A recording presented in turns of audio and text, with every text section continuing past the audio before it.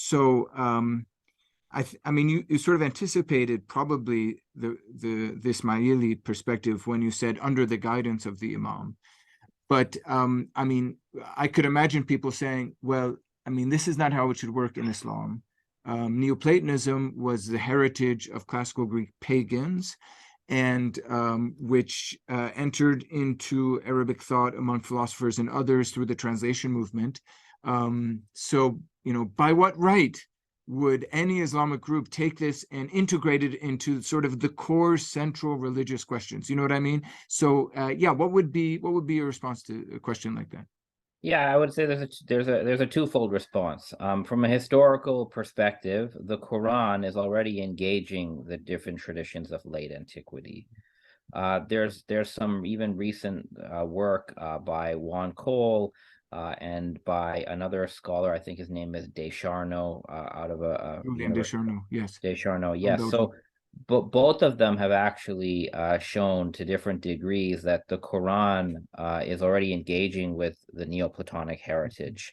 Juan Cole talked about how the notion of the one in Neoplatonism is closely echoed by Surat al-Ikhlas, for example. Descharnaux has talked about how certain Neoplatonic notions of the logoi are sort of mirrored by the Quranic discourse on ayat Allah, for example. And I believe there's even more. In my own analysis of the Quran through a historical critical reading, I have argued that the Quran subscribes to a cosmic notion of divine writing, of Kitab Allah, which functionally looks a lot like a Neoplatonic hypostasis, just by a different name. So at a historical level, the Quran is not a text that is like cordoned off from everything. Right. Quite the opposite. The Quran is permeated with so many late antique ideas, which it's sort of re-articulating, and you could say theologically it's purifying some of those ideas. And Quranic symbolism of the pen, the qalam, and the tablet, and the kitab, and divine writing.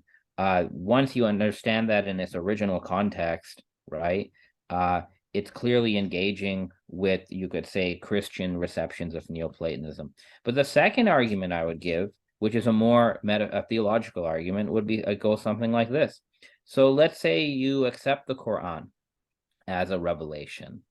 So you would at minimum concede that the Quran points its hearers to the ayat or signs of God, which it clearly says is in the cosmos, right? So the Quran has to always correspond to objective reality, which is the cosmos and everything in it, including our own souls. Right. So then something like Neoplatonism is just a way that humans are articulating a conception of objective reality, right? So the Neoplatonic worldview is a framework to articulate, to represent reality. The Quran is a revelation, and the Quran also represents that reality. And therefore, once you're at that point, if the Quran is a legitimate revelation and the Quran reflects reality, and if the Neoplatonic worldview on its own terms is accurate, which I, as a philosopher, would argue it is, then it's entirely natural to adopt the Neoplatonic language and situate the Quran in that sense. Okay, that's very good. Now, maybe as a way of getting at what the cosmos look like from Ismaili / Neoplatonic view, can I ask what, I mean, if maybe a Muslim viewer were to ask, so what's the what's the use, or what's the advantage, what's the benefit of seeing things from a Neoplatonic perspective? That is the relationship between God and the cosmos, and in particular, the question of revelation. Like what new or what different or what what sort of questions or problems can be answered by this perspective? Does that make sense as a question? Yeah, sure. So would I be able to screen share? I think you have to give a permission or something. Yeah, I can do that. Hold on, let me just give me a second. I'm just going to share that diagram in the chapter that. Okay, let's see if it works now. Okay, great. So let me do this.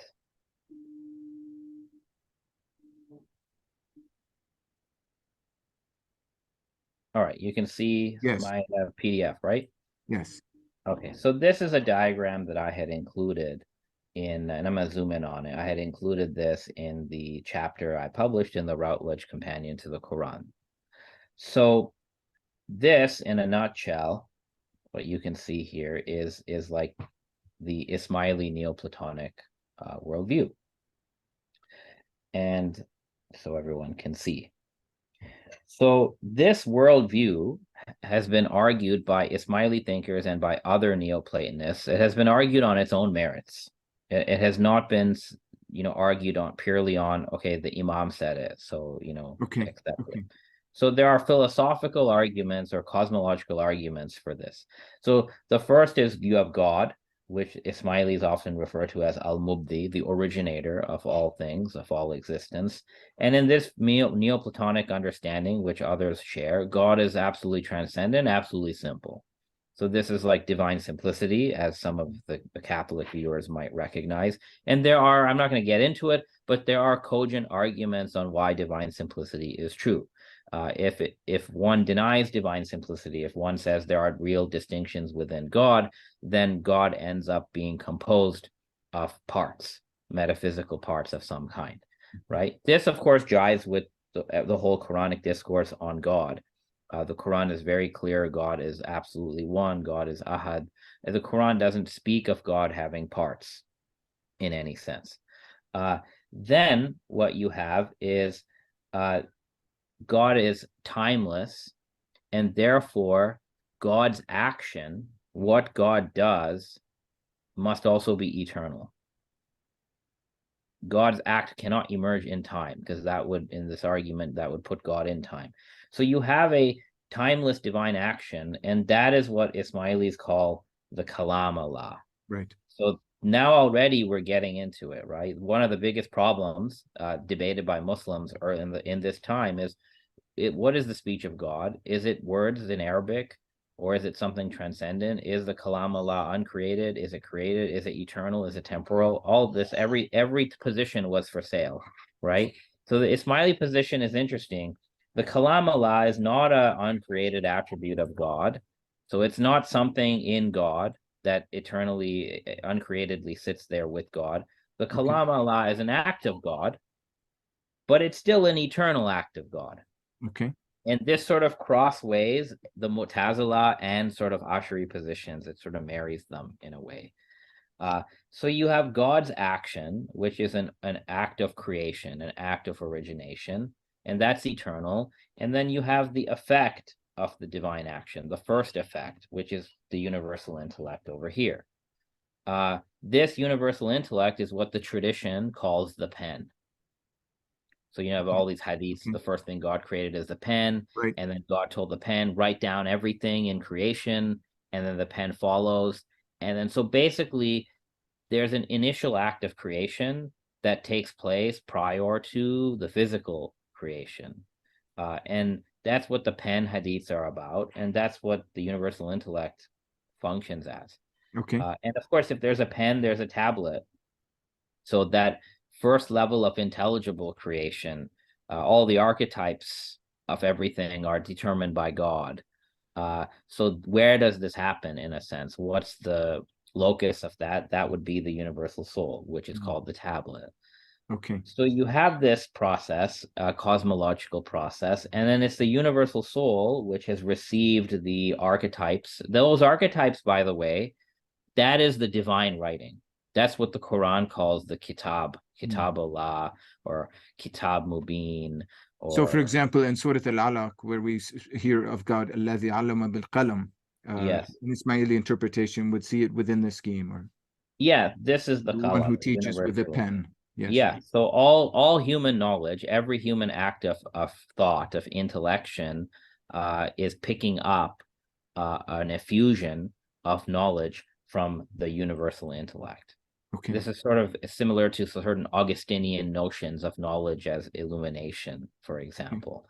The intellect here also functions, not theologically, but it sort of cosmologically functions as the logos of Christian theology. Okay. So then the physical creation and the individual creations, like people, souls like you and me and the world we live in of form and matter, that is directly manifested out of the universal soul or the tablet. So this is cosmology, and I'm going to zoom out now, and you can sort of break it down into different levels, but this is a cosmology. So the idea is that revelation is a process that already mirrors the cosmological process. Okay, that's very If this is how everything came to be initially and continually, right? The creation is happening right now, then revelation is a sub-process already built into cosmology, and all revelation is going to pass through the same levels. So now let's talk about what the Quran is. So the Quran as an Arabic recitation is not identical to the Kalam Allah. That's not possible because at the Kalam Allah here, there's no physical matter, right? There's no sound, there's no language. So the eternal Kalam Allah as a divine action transcends the Arabic Quran. So what is the Arabic Quran? Yes, that is, so that's sort of the heart of the matter, I would imagine, when it comes to engaging with other traditions within of other Muslim communities, right? Yeah. And to be fair, just this top part here, and just what I just said, that the Arabic linguistic Quran is not identical to the Kalam Allah. This is something that in a qualified sense, Ash'aris and Maturidi Sunnis would get on board with too. When they talk about Kalam Allah, they also differentiate Kalam Allah, which is an eternal divine attribute for them, from the Quran as sound and letters. Yes. And so, I mean, maybe to put things in a simple or perhaps simplistic way, it's important to know that many theological traditions, even within Sunni Islam, like the Ash'ariyah, many Ash'ari thinkers would say that God did not pronounce Arabic speech, created or uncreated, but rather spoke in a sort of spiritual, sometimes called nefsi language, which the angels interpret into Arabic speech, or the angel Gabriel in particular. So that's true, but nevertheless, I mean, I think as we go further into the Ismaili understanding of the revelation of the Quran, there is something distinctive about the role of the prophet, right? Yeah, so let's talk about that. So basically, since revelation recapitulates cosmology, to understand what revelation is, because remember, what is revelation, right? Revelation is a process. It's not a thing, right? Revelation is a process. It's a process of kashf, of disclosure, and of manifestation, right? Of zuhur. So the revelation process, it follows and is really already part of the creative cosmological process. So in one sense, there is the divine word, which is eternal, is emanating down the cosmological hierarchy all the time. You and I are receiving, in a very minute sense, a degree or share of Kalam Allah. This is what Ismaili say. Ismaili say that everybody's rational faculty, everybody's akal, is what Nasser Khusro calls weak divine inspiration. Okay. I think he calls it wahiye zaif, or daif. Like daif, yeah. Yes. So, I mean, does this have practical consequences in promoting a culture of learning and philosophy in particular among all the Ismailiyah? Yes, it does, definitely, right? Because there's this idea that like we each have in a limited way access to these higher realities through intellect, but we have to cultivate our intellect and cleanse our soul through spiritual practices and so on to make that connection greater. So every human has this, every human is receiving glimmers of this light from the top. But not all humans are created equal in that. So going back to what I said earlier, the Shia made this argument that there must be this person in the human species who can be an infallible divine guide. So the cosmological perspective would say, well, this is already built into creation. The creation happens in a certain way that in the human species, there's going to be at least one person whose soul is optimally receptive to these emanations of the divine speech. So that person, at specific times, that person comes along, which we call a Nothic, a speaker prophet. So now we're over here. And a speaker prophet receives the greatest amount, the greatest share of emanated divine speech that a human can receive. And furthermore, what the speaker prophet does is he receives it spiritually. Yes. Okay. So wahi is not verbal, according to Ismaili teachings. It's not sounds, it's not words, it's not linguistic, right? It's purely spiritual, ruhani or akli. And the soul of the prophet is granted this reception because the prophet's own innate capacity is what facilitates that reception. So it's not a case where God is sort of looking down, points at someone, and utters something in time, and then poof, the person gets it. And it's not a case where God is speaking to an angel, go tell this guy this, and then the angel flies. This is rejected. This understanding is seen as like a very children's understanding of the matter. So what's going on here is there's a continuous flow of the divine speech through the universal intellect, through the universal soul, through other spiritual intermediaries. Sometimes they're called Jadfath and Khayal. They correspond to what we call the archangels. So there's a continuous flow, and whoever has the capacity to receive that flow, primarily the prophet, they receive it.